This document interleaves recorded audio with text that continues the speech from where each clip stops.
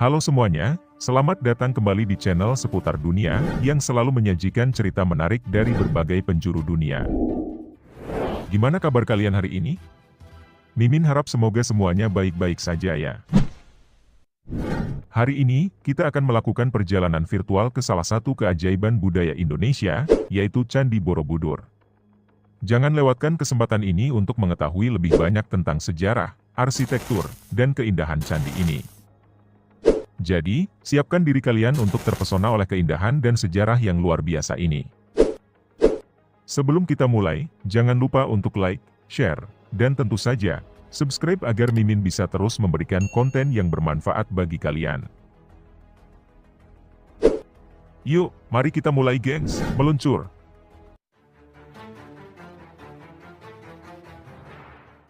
Candi Borobudur adalah sebuah candi Buddha yang terletak di Borobudur, Magelang, Jawa Tengah, Indonesia.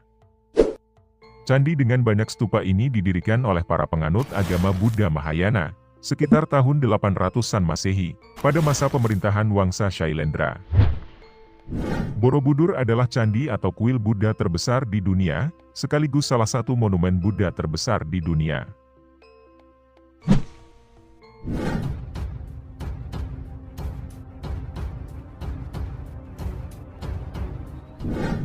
Monumen ini terdiri atas 6 teras berbentuk bujur sangkar, yang di atasnya terdapat 3 pelataran melingkar. Pada dindingnya dihiasi dengan 2.672 panel relief dan aslinya terdapat 504 arca Buddha. Borobudur memiliki koleksi relief Buddha terlengkap dan terbanyak di dunia. Stupa utama terbesar terletak di tengah, sekaligus memahkotai bangunan ini. Dikelilingi oleh 3 barisan melingkar 72 stupa berlubang, yang di dalamnya terdapat arca Buddha tengah duduk bersila dalam posisi teratai sempurna. Monumen ini merupakan model alam semesta dan dibangun sebagai tempat suci untuk memuliakan Buddha, sekaligus berfungsi sebagai tempat ziarah untuk menuntun umat manusia beralih dari alam nafsu duniawi menuju pencerahan dan kebijaksanaan sesuai ajaran Buddha. Menurut bukti-bukti sejarah, Borobudur ditinggalkan pada abad ke-10, seiring dipindahnya pusat kerajaan Mataram kuno ke Jawa Timur oleh Empu Sindok.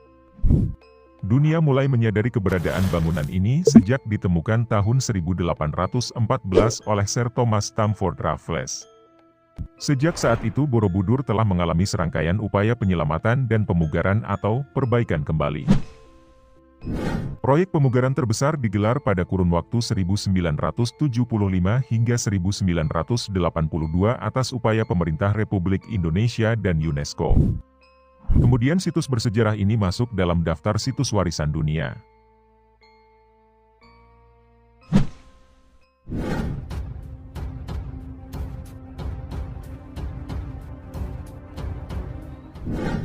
Tidak ditemukan bukti tertulis yang menjelaskan siapakah yang membangun Borobudur dan apa kegunaannya. Waktu pembangunannya, diperkirakan berdasarkan perbandingan antara jenis aksara yang tertulis di kaki tertutup Karmawi Bangga, dengan jenis aksara yang lazim digunakan pada prasasti kerajaan abad ke-8 dan ke-9. Diperkirakan Borobudur dibangun sekitar tahun 800 Masehi. Kurun waktu ini sesuai dengan kurun antara 760 dan 830 Masehi, masa puncak kejayaan Wangsa Shailendra di Jawa Tengah, yang kala itu menguasai tahta kerajaan Medang. Pembangunan Borobudur diperkirakan menghabiskan waktu 75 hingga 100 tahun lebih, dan benar-benar dirampungkan pada masa pemerintahan Raja Samaratungga pada tahun 825 Masehi. Candi Buddha Borobudur, dibangun pada kurun waktu yang hampir bersamaan dengan candi-candi di dataran Prambanan, meskipun demikian Borobudur diperkirakan sudah rampung sekitar 825 Masehi. 25 tahun lebih awal sebelum dimulainya pembangunan Candi Siwa Prambanan sekitar tahun 850 Masehi.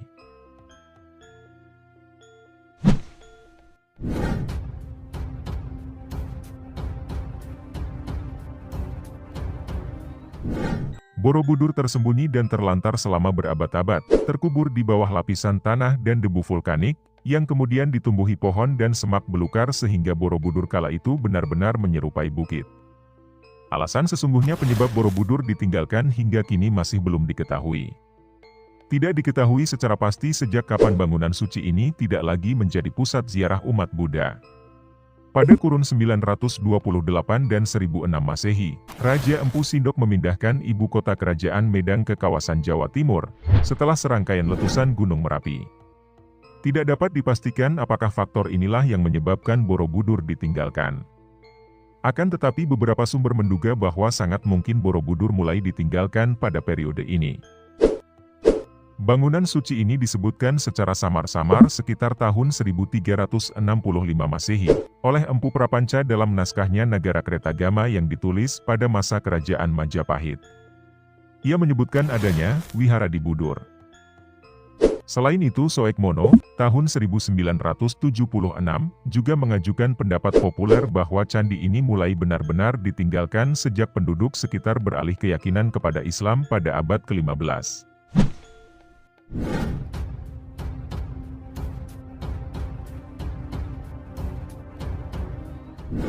Setelah Perang Inggris dengan Belanda dalam memperebutkan Pulau Jawa, Jawa di bawah pemerintahan Britania, Inggris, pada kurun 1811 hingga 1816.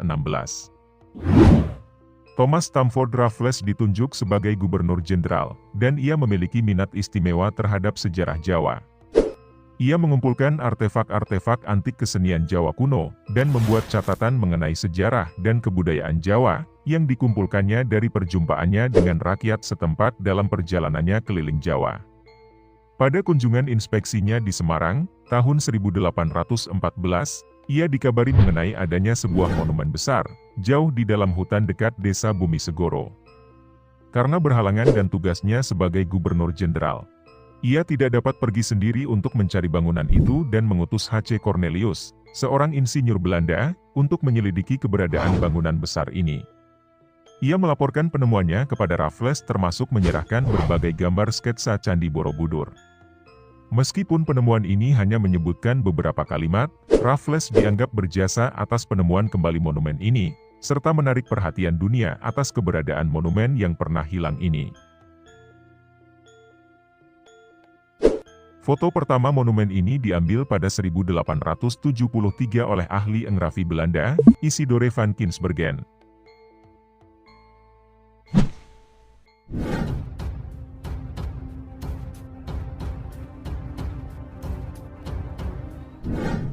Borobudur telah menjadi sumber cenderamata dan pendapatan bagi pencuri, penjarah candi, dan kolektor, pemburu artefak. Kepala arca Buddha adalah bagian yang paling banyak dicuri. Karena mencuri seluruh arca Buddha terlalu berat dan besar, arca sengaja dijungkirkan dan dijatuhkan oleh pencuri agar kepalanya terpenggal.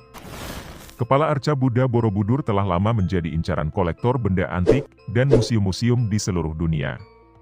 Tindakan penjarahan situs bersejarah ini bahkan salah satunya direstui pemerintah kolonial. Pada tahun 1896, Raja Thailand, Chulalongkorn ketika mengunjungi Jawa di Hindia Belanda, yang kini menjadi negara tercinta Indonesia, menyatakan minatnya untuk memiliki beberapa bagian dari Borobudur. Pemerintah Hindia Belanda mengizinkan dan menghadiahkan 8 gerobak penuh arca dan bagian bangunan Borobudur.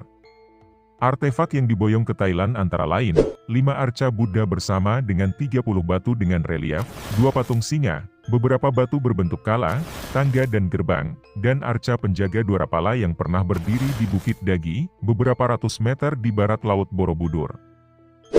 Beberapa artefak ini, yaitu arca singa dan Dwarapala, kini dipamerkan di Museum Nasional Bangkok.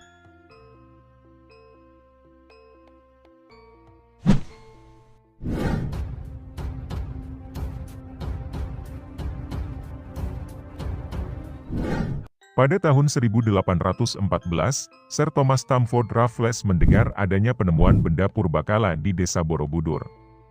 Raffles memerintahkan H.C. Cornelius untuk menyelidiki lokasi penemuan, berupa bukit yang dipenuhi semak belukar.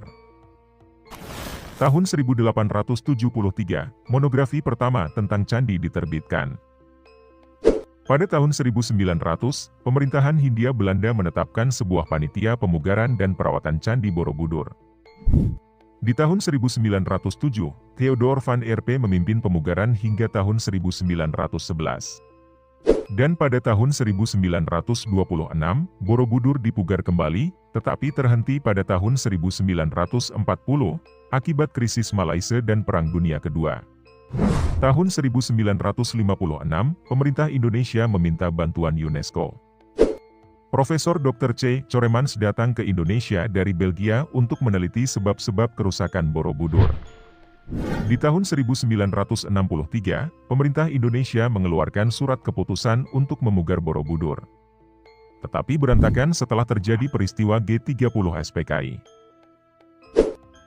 Dan di tahun 1968, pada konferensi 15 di Prancis, UNESCO setuju untuk memberi bantuan untuk menyelamatkan Borobudur. Pada tahun 1971, pemerintah Indonesia membentuk Badan Pemugaran Borobudur yang diketuai Profesor Insinyur Roseno. Tahun 1972, International Consultative Committee dibentuk dengan melibatkan berbagai negara dan Roseno sebagai ketuanya. Komite yang disponsori UNESCO menyediakan 5 juta dolar Amerika Serikat, dari biaya pemugaran 7.750 juta dolar Amerika Serikat, sisanya ditanggung Indonesia. 10 Agustus 1973, Presiden Soeharto meresmikan dimulainya pemugaran Borobudur, dan pemugaran selesai pada tahun 1984. 21 Januari 1985, terjadi serangan bom yang merusakkan beberapa stupa pada Candi Borobudur, yang kemudian segera diperbaiki kembali. Serangan dilakukan oleh kelompok Islam ekstremis, yang dipimpin oleh Hussein Ali Al-Habsyi. Dan pada tahun 1991, Borobudur ditetapkan sebagai warisan dunia oleh UNESCO.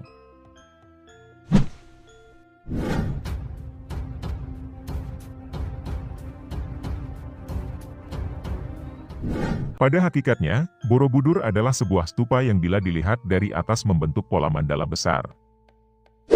Mandala adalah pola rumit yang tersusun atas bujur sangkar dan lingkaran konsentris, yang melambangkan kosmos atau alam semesta yang lazim ditemukan dalam Buddha aliran Vajrayana Mahayana. 10 pelataran yang dimiliki Borobudur menggambarkan secara jelas filsafat mazhab Mahayana, yang secara bersamaan menggambarkan kosmologi yaitu konsep alam semesta, sekaligus tingkatan alam pikiran dalam ajaran Buddha. Dasar denah bujur sangkar, berukuran 123 meter pada tiap sisinya. Bangunan ini memiliki 9 teras, 6 teras terbawah berbentuk bujur sangkar dan 3 teras teratas berbentuk lingkaran.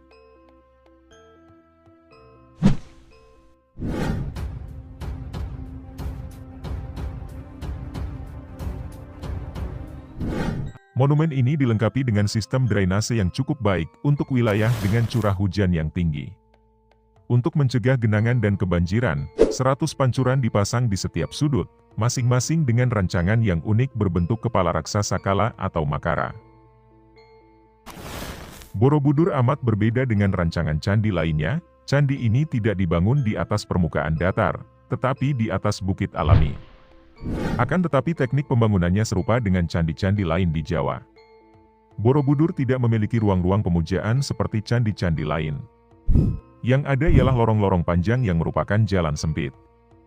Lorong-lorong dibatasi dinding mengelilingi candi tingkat demi tingkat.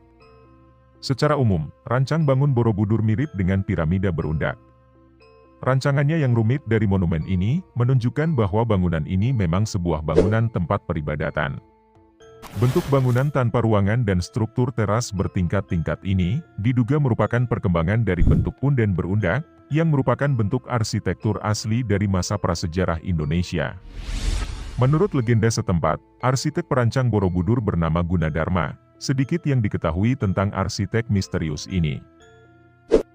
Penelitian pada tahun 1977 mengungkapkan rasio perbandingan 4:6:9 yang ditemukan di monumen ini. Arkeolog yakin bahwa rasio 4:6:9 dan satuan tala memiliki fungsi dan makna penanggalan, astronomi, dan kosmologi. Struktur bangunan dapat dibagi atas 3 bagian, dasar atau kaki, tubuh, dan puncak. Dasar berukuran 123 x 123 meter, dengan tinggi 4 meter. Tubuh candi terdiri atas 5 batur teras bujur sangkar, yang makin mengecil di atasnya. Teras pertama mundur 7 meter dari ujung dasar teras. Tiap teras berikutnya mundur 2 meter, menyisakan lorong sempit pada tiap tingkatan. Bagian atas, terdiri atas 3 teras melingkar, tiap tingkatan menopang barisan stupa berterawang yang disusun secara konsentris. Terdapat stupa utama yang terbesar di tengah, dengan pucuk mencapai ketinggian 35 meter dari permukaan tanah. Tinggi asli Borobudur termasuk catra atau payung susun 3, yang kini dilepas adalah 42 meter.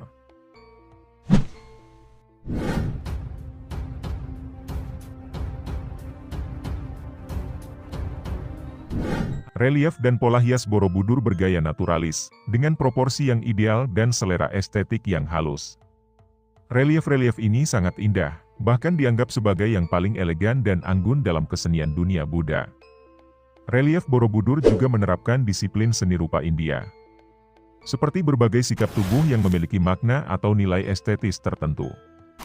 Relief Borobudur menampilkan banyak gambar, seperti sosok manusia baik bangsawan, rakyat jelata, atau pertapa, aneka tumbuhan dan hewan, serta menampilkan bentuk bangunan vernakular tradisional Nusantara. Banyak arkeolog meneliti kehidupan masa lampau di Jawa kuno dan Nusantara. Abad ke-8 dan ke-9 dengan mencermati dan merujuk ukiran relief Borobudur. Bentuk rumah panggung, lumbung, istana dan candi, bentuk perhiasan, busana serta persenjataan, aneka tumbuhan dan marga satwa, serta alat transportasi, dicermati oleh para peneliti. Salah satunya adalah relief terkenal yang menggambarkan kapal Borobudur. Kapal kayu bercadik khas Nusantara ini menunjukkan kebudayaan bahari purbakala. Replika bahtera yang dibuat berdasarkan relief Borobudur tersimpan di Museum Samudra Raksa, yang terletak di sebelah utara Borobudur. Relief-relief ini dibaca sesuai arah jarum jam, atau disebut Mapradaksina dalam bahasa Jawa kuno, yang berasal dari bahasa Sanskerta Daksina yang artinya ialah timur.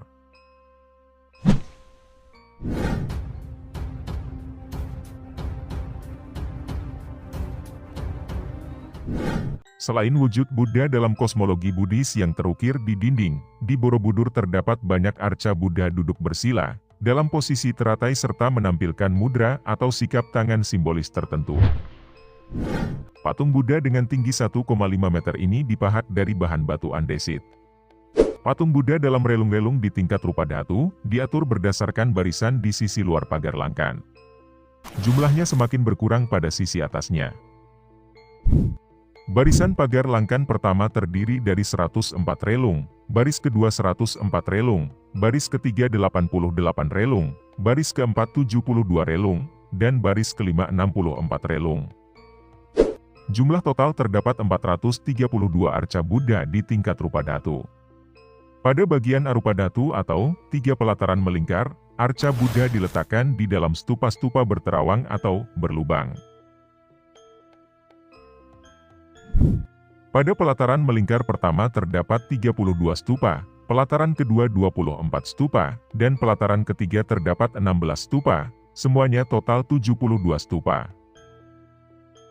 Dari jumlah asli sebanyak 504 arca Buddha, lebih dari 300 telah rusak, kebanyakan tanpa kepala, dan 43 hilang. Sejak penemuan monumen ini, kepala Buddha sering dicuri sebagai barang koleksi, kebanyakan oleh museum luar negeri.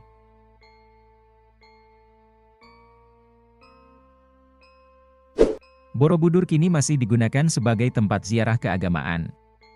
Tiap tahun umat Buddha yang datang dari seluruh Indonesia dan mancanegara berkumpul di Borobudur untuk memperingati Trisuci Waisak. Terkait kepariwisataan, Borobudur adalah objek wisata tunggal di Indonesia yang paling banyak dikunjungi wisatawan. Pada 11 Februari 2022, pemerintah meresmikan status Candi Borobudur kembali sebagai tempat peribadatan umat Buddha di Indonesia dan dunia.